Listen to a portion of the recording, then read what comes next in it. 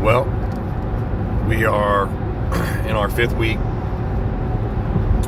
We have done 39 different properties, 23 of which are reoccurring. And today is a special day, and I thought I would share with you that I have just landed my second commercial property, but this one's actually an apartment complex. So it's going to take a little bit of time to do. It's not a large complex, but I would say as apartment complexes go, it's a moderate size one.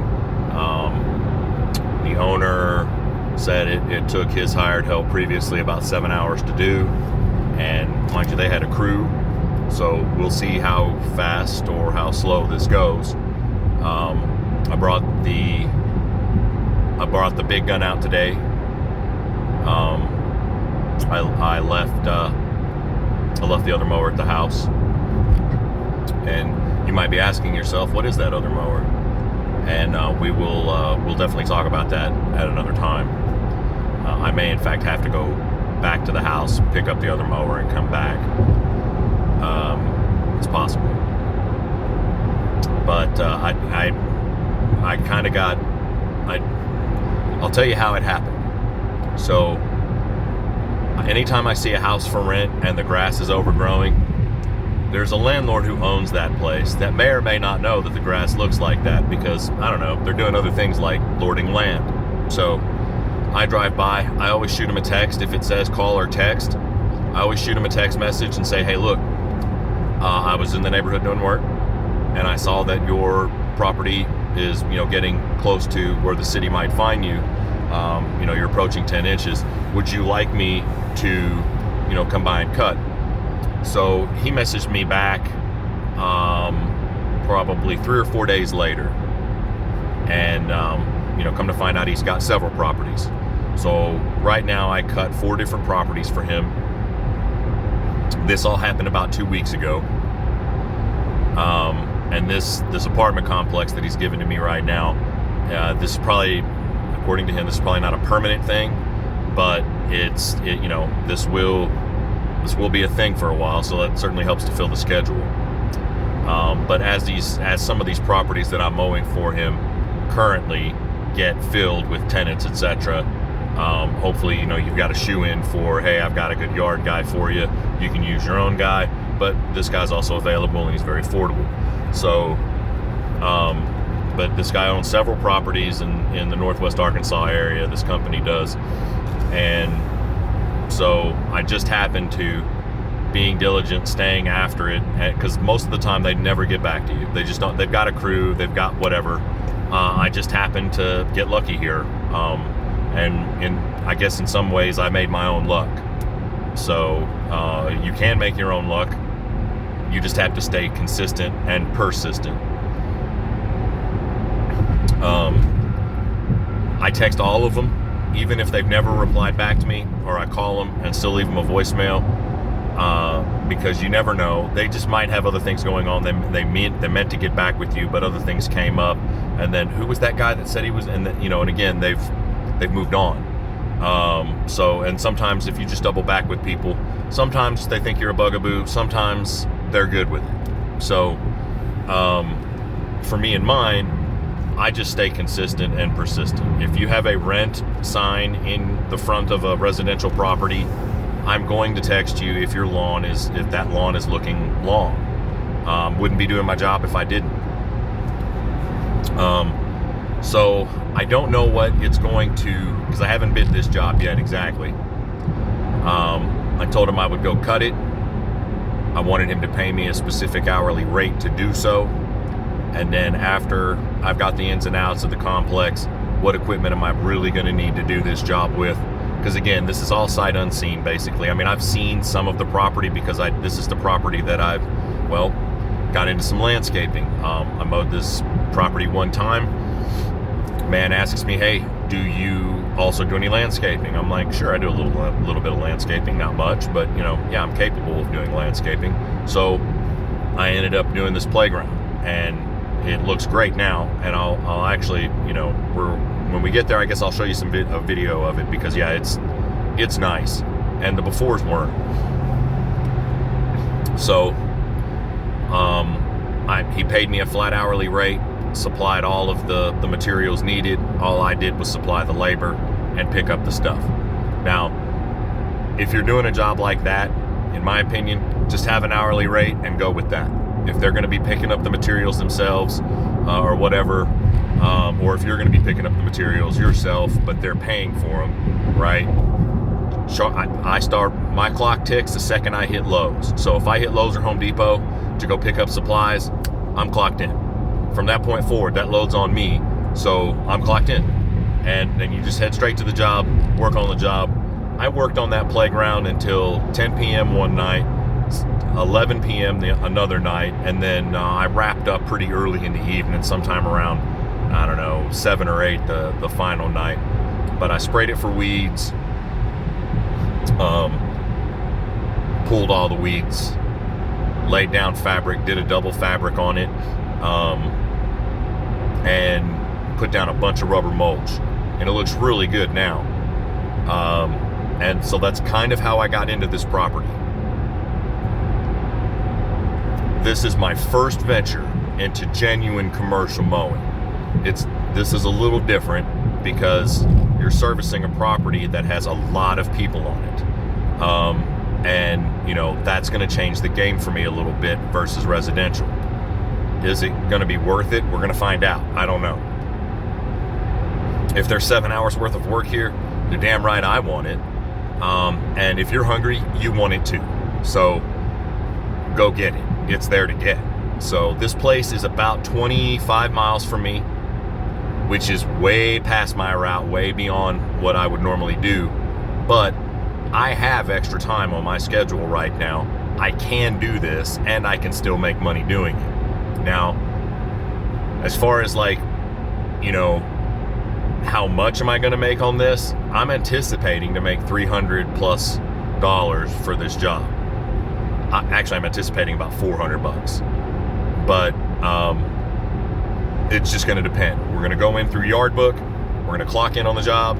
Then once we've clocked in on the job, then, once I get done, we'll know. But I'm a one-man crew. I do all the weed eating, all the cutting, all the blowing. So this is not going to be as fast as if, a crew of several guys went to work. But with that in mind, that doesn't mean that it's not going to be feasible for you to do it and make money at it. You may be there all day doing it by yourself. Now, if you're going to be there all day doing it, if this is going to be a 7-8 hour venture, then, and again, that's if, who knows if this is going to be 10 hours or more for me.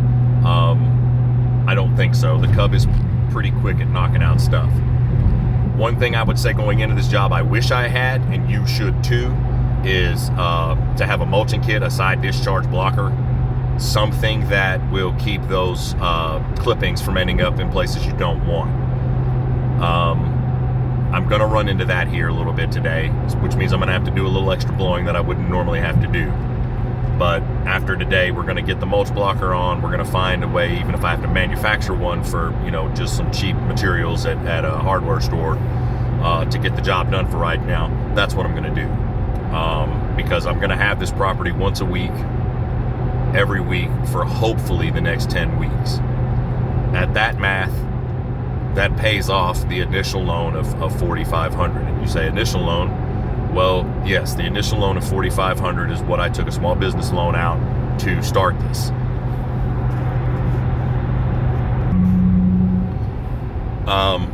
And in that initial loan, we bought a commercial Cub Cadet.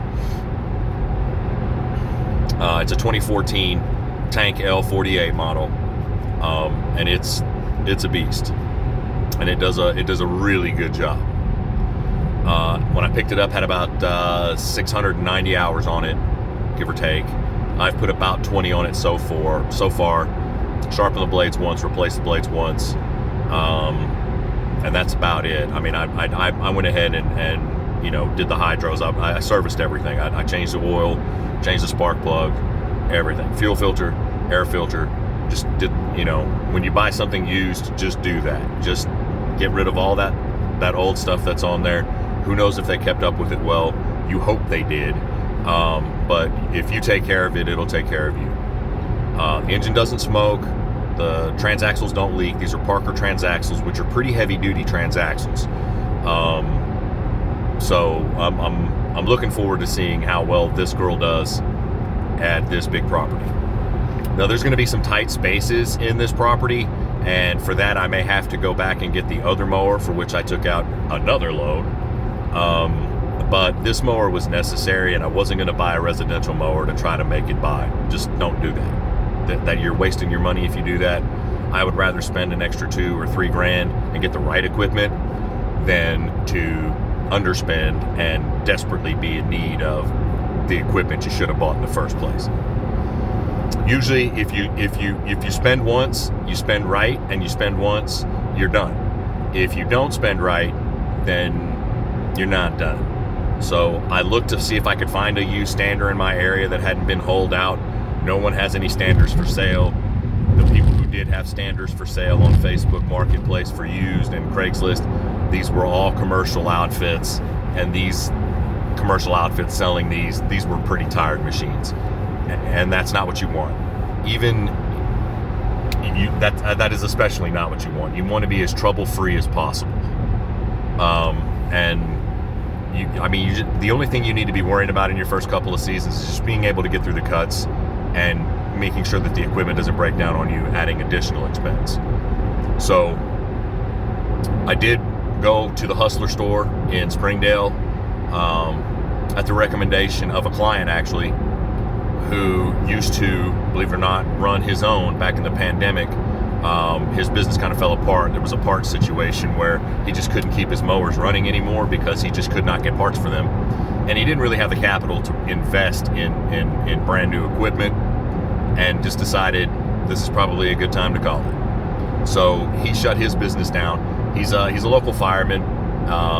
Shout out to your local firemen, your rescue folks.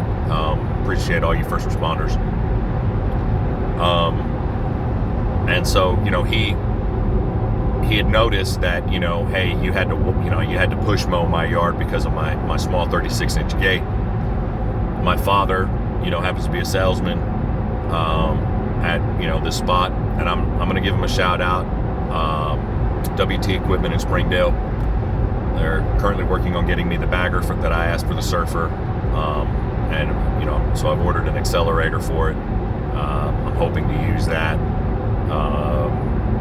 for a couple of the properties that I have that I want to bag, that they want bagged, because they like to reuse the mulch. They want to use the grass mulch in some of their beds and stuff. So, but nonetheless, you can get these commercial properties too. This is not an unheard of thing. You can, what commercial experience did I have? I had none. I've never bid a commercial job in my life. Now I know what hourly rate I'm wanting to go for, and we're going to find out just how fast we can get through this property. Now, we're going to pad this estimate a little bit, not much, but we don't want to get hurt, right? You don't want to get hurt. You don't want to spend out here all day and get paid nothing for it. So we're going to find out how long it's going to take today, and we'll know for the future how the easiest way to go about cutting this property is going to be for us. So we're almost to the property. We're just a few minutes away. I'm going to take you through the playground at least, and then we're going to kind of do I'll kind of do a shoot around to kind of show you the property. Again, it's not overly large, but it's I've seen apartment complexes have much larger properties, but this is still a moderate sized one, especially for a small outfit like myself. So, but the guy's going to put me to work. I can't do anything but be thankful that someone's going to put me to work. So, he hasn't had any hang-ups about the estimates that I've handed him before. They're reasonable estimates. I'm not overcharging anybody. It doesn't matter if you have 6 properties or 1. I'm going to charge you fair. I want to make mine, but at the same time, there's no reason for me to have to overcharge for you, because my overhead is high right now. But hopefully by season's end, it won't be nearly this high, and we will have the equipment to go into next season with. I'm hopeful that the Cub will get me through 3 seasons before I have to think about replacing engines or anything. And I've got a buddy that's actually got a replacement engine. It's a 25 horsepower Kohler. And he was telling me that he's just keeping it in reserve for when my 25 horsepower Kohler lets go. And it's in good shape. You know, he ended up buying it off of a junk piece. He bought a junk mower that the 25 HP happened to be working on. He, you know, changed the oil on it, ran it a little bit just to make sure it's in good shape. Has about 300 hours on it. So the backup motor is there. If I need some transaxles, those are pretty expensive. You find those used, those Parkers, on eBay for about $650, $700. But that's a lot cheaper than trying to buy them brand new at $2,300 a piece. That's insane. But for all intents and purposes, the machine's working properly. I did have to level the deck a couple of weeks ago. I did get into some scalping issues. Fortunately for me, I had a customer who recognized the situation for what it was, didn't want a refund, didn't want a redo, just asked me to, you know, get the deck leveled before I came back next week. I still refunded them half of their money back because, you know, it's kind of thing you should do if someone's nice enough to point out your mishap. I didn't catch it. It was like my 12th lawn of the day, and I'm not gonna lie, I was exhausted. I probably should have shut it down at 10. But I don't know how. I had to go back the next day through all the R's that I'd done, and I'd seen where, you know, most of the jobs that I'd done weren't scalping. I had picked up a nail and I had lost some tire pressure, and it caused me to scalp about a half, 3/4 of an inch on the left side of the deck, which is unfortunate, but you know, we've got the problem corrected at this point. But so we did, honestly, when I looked at it after I got the tire repaired and everything, the deck was still not level. It was off by about 1/4 of an inch, in fact. So with absolutely no instruction manual for this thing, because like there's just no videos on this Cub.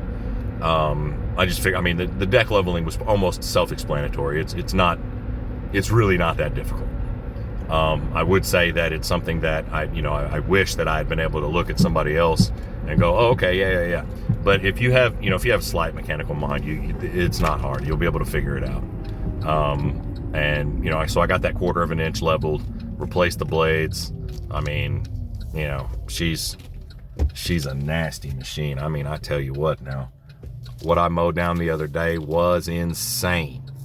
5 feet of weeds. I should have videoed this for you guys, but like when I saw it, I had that thought, but I was like, man, I've got 7 other yards to mow today, and this one is going to take me at least an hour and a half to get through all of this. It was insane, guys. I can't even make this up. The weeds were 5 feet. It was madness in the backyard. Anyway, because I'd underbid that, because all I saw was the 10 inches of grass in the front, I didn't see the 5 foot weeds in the back. You know, I bid it kind of low. Fortunately for me, when I got there, I took a photo of it and said, okay, I hate to do this to you, but we're going to have to renegotiate. So, and we did, and they took good care of me. They really took good care of me. So I couldn't complain about the extra dough. And the Cub cut it down. Just, if you want a 25 horsepower or better on the back of your mower, if you're going to be trying to cut some stuff like I was cutting there, there's no residential mower on the planet would have made it through what I made through there. No residential mower on the planet. If you're trying to do this with like a 42-inch Husky residential mod, no, not happening, bro. You better get in there with a diesel Boda or something, you know, to really be able, because there were times where like I was wondering if that 25 horsepower Kohler was actually going to get it. There were some spots where it was just like super dense, ultra thick stuff, and but she handled it, man. I was darned impressed. It is the worst yard I've done so far, but you know, that's okay. It's okay. It's good to know what your mower will do. It's good to know. Yeah, this is getting pretty long here. Okay, well, oh, we got a landscaping truck I gotta watch out for here. This guy's doing his Dougie. This may be a bad time to cut.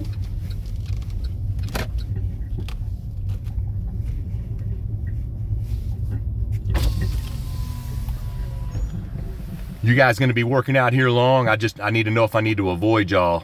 No, we'll just be here for a bit. Okay, good deal. Yeah. I just saw all the cabling and stuff and was like, oh darn, I might have picked the wrong day. Thank y'all. Yeah, you're welcome. Nice people, nice people. Yeah, here we are. We're rolling up on the playground now, and yeah, here we go. Sorry to take up all the visitor parking here, folks, but I need to park here.